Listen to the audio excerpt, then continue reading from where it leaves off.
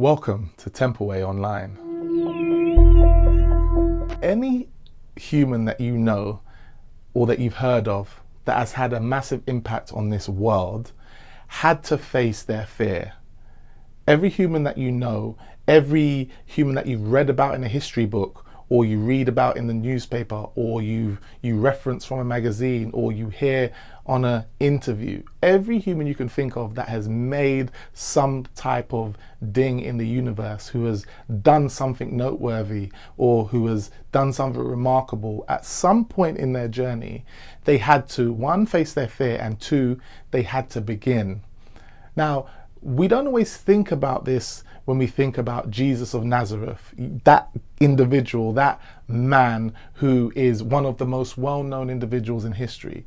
Now, depending on who you are and where you are and what your life story has been up to this point, you may know a lot about this man, you may know a little bit. It doesn't really matter. The point is this: at some point, he had to begin his mission. What he was put on this earth to do, he had to begin. And the story of how he began is, for me, one of the most compelling stories in the scripture. You can find it in John 2. I'm going to link it up below. But fundamentally, Jesus and his crew are invited to a wedding.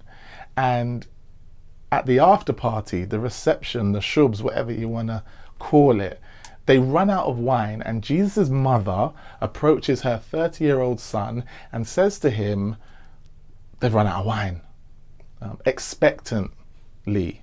She tells him because she believes he can do something about it. She tells him because she wants him to do something about it. And his response is, woman, why are you telling me this? Like, what? It's not my time yet. Why are you telling me about this? And her response is to turn to those who are serving at this wedding reception and say to them, whatever he tells you to do, do it. But I want us to back up a little bit and just really think about what Jesus' initial response was all about. He tells his mother that, why is she telling him this? Why is she bringing this problem to him? It's not his time. What is he referring to? I think, and something that I want us to consider at this point, is that Jesus was not yet ready. He didn't feel as though he was ready to begin his public display of what he was able to do. You see, when we look through the scriptures, we see that there is a huge gap between the age of 12 and 30. In fact, in Jesus' life, we don't know anything about those 18 years, right? And let's be honest, we know what you were up to in your teenage years. And, you probably know what I was up to in my teenage years. And while the scripture doesn't say Jesus was up to any of these things, we simply do not know.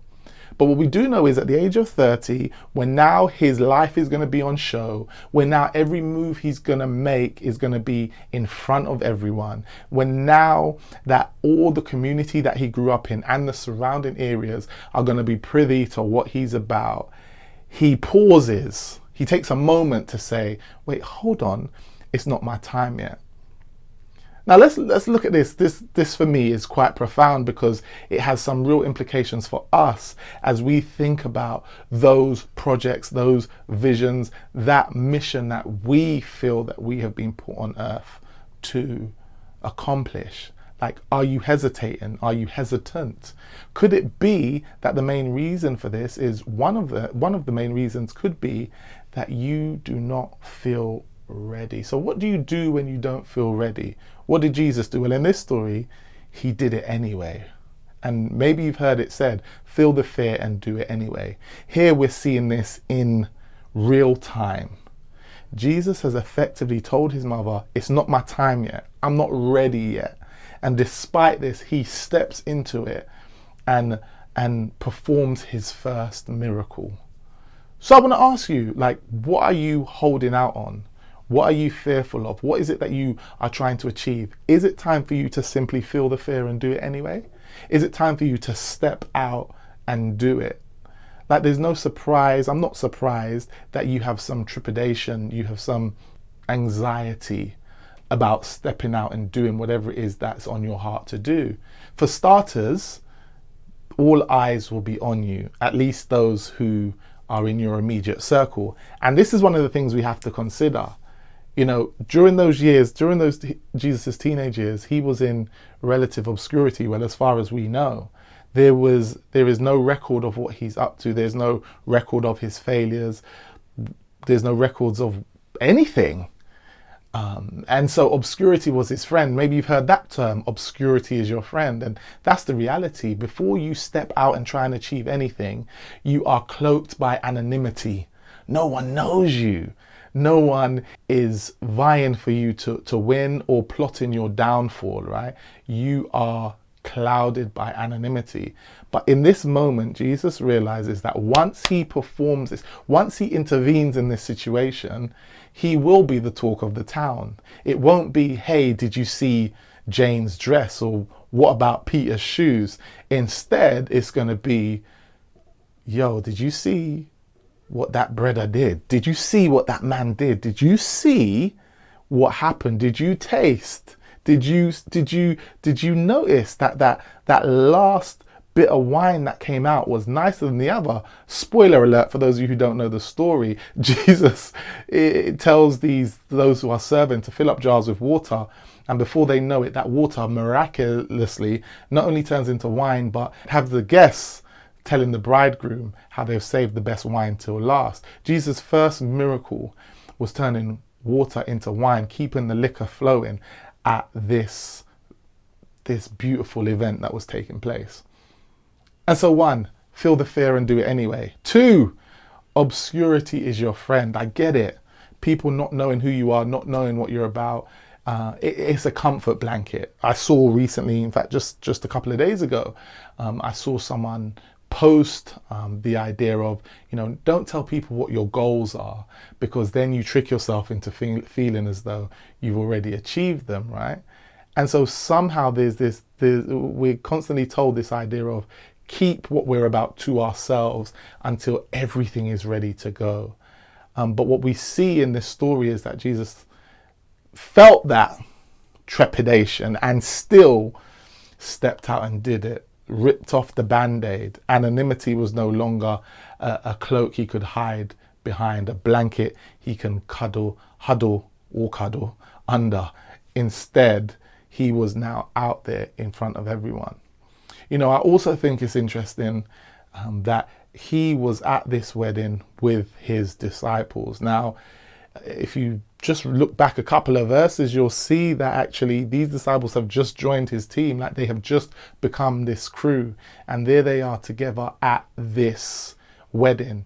And this, I think, is, a powerful point that stuck with me, and one that I think we need to think about as we consider when we will be ready to step into what it is that God has created us to do, right? And that is those around you. And again, I know you've heard it said, but it's really, really very important. Before Jesus even attempted his first miracle, he first brought his crew together. He first grew his circle. He got 12 close brothers, brought them together, and they began to move as one. And again, this strikes me as being very, very poignant, because what Jesus came to accomplish, what Jesus came to do, he could have just done, right? We could have cut out all of this bit. He didn't need anyone to shadow him or be with him. Theoretically, he could have just done what he needed to do.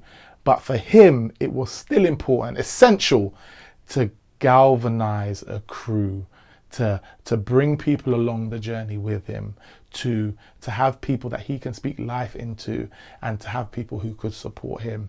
And so the question I have for you is the reason why you feel you are not ready, is the reason why you are hiding what you have under the table, under a blanket, is the reason why you are not stepping out with what you know you want to accomplish in this world, because you just do not have the support? Have you not been intentional about building that group around you who will be able to support you? You can lean on, and you can teach, and you can learn from one another. And is that the reason why really you are saying, I'm not ready yet? If it is, I want to encourage you, and I want to implore you to be intentional to grow that team, to bring those brothers together, to bring people along with you who can help you step into your future. Otherwise, when will you be ready? When will you step out? When will you bring your greatness to the world?